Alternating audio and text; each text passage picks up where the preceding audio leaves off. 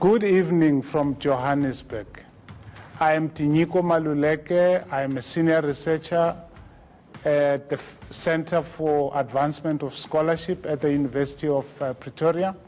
I'm also a professor of theology who specializes in religion and politics. My other passion is languages. Riperile bakahina, henda, rokobera, ngisikhuluma cishe zonke ilwimi zala ekhaya. Kidirata tsohle dipuo tsa Afrika Borwa. As someone who speaks almost all of the 11 official languages, I'm excited about tonight's discussion. Welcome to Let's Have It Out.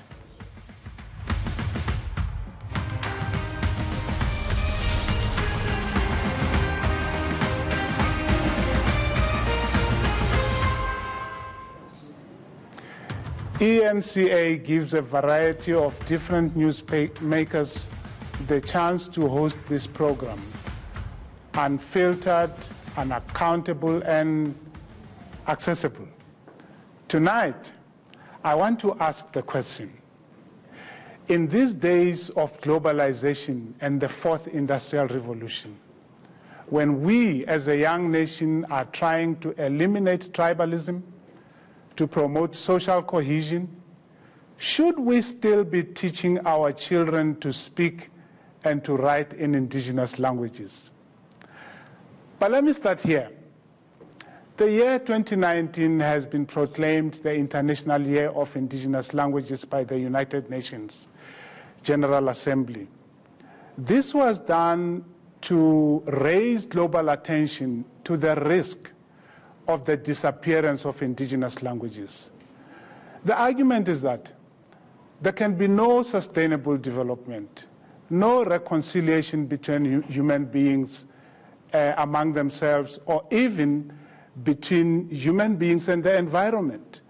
There can be no good governance, no peace building in the world, unless we utilize indigenous languages. One South African organization which is already doing tremendous work in the area of children's literature in indigenous languages is Puku. Manana Elinor Sisulu is the head of Puku, an organization which aims to ensure that all children have access to literature in all South African languages. We will also give you a chance to be a part of this conversation with myself and Ms. Sisulu, and here's how. Using the hashtag LHIO. Call us on 011-759-6340 or send us a WhatsApp or WhatsApp video on 082-884-6370. And make sure those videos are no longer than 30 seconds, please.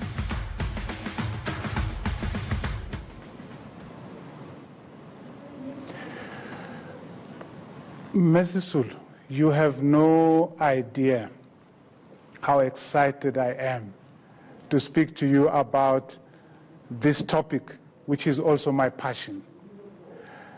At the beginning, I want to know, how did you move from this, which is a beautiful biography that you wrote about Albertina and Walter Sisulu, and then you move from this historian that you are, well-trained, and now you do this?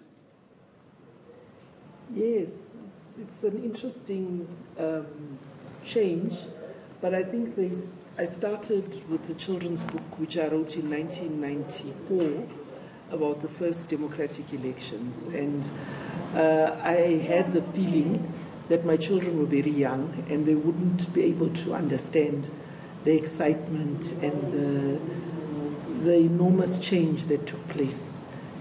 So I felt that it's good to write something for children, and so I wrote the book The Day Gogo Went to Vote. So actually I wrote a children's book and published it before that big biography. Wow. So you had already published a children's book? Yes, and the children's book was published in the United States, and it's very widely used.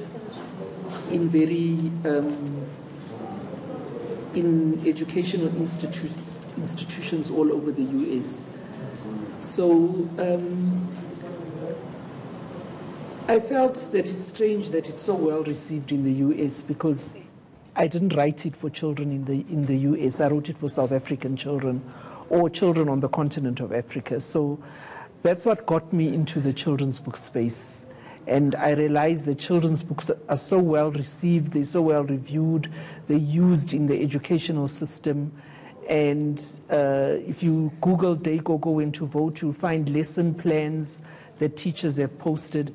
And I just felt that's something that should be done in our own countries and our own languages. But is there hope for us? I mean, our children, sometimes the only word they know in indigenous languages is their name, Sipo or Nkateko or Chilidzi. That's about it that they know. And that's a very serious challenge. Is there hope that we can get children excited about indigenous languages?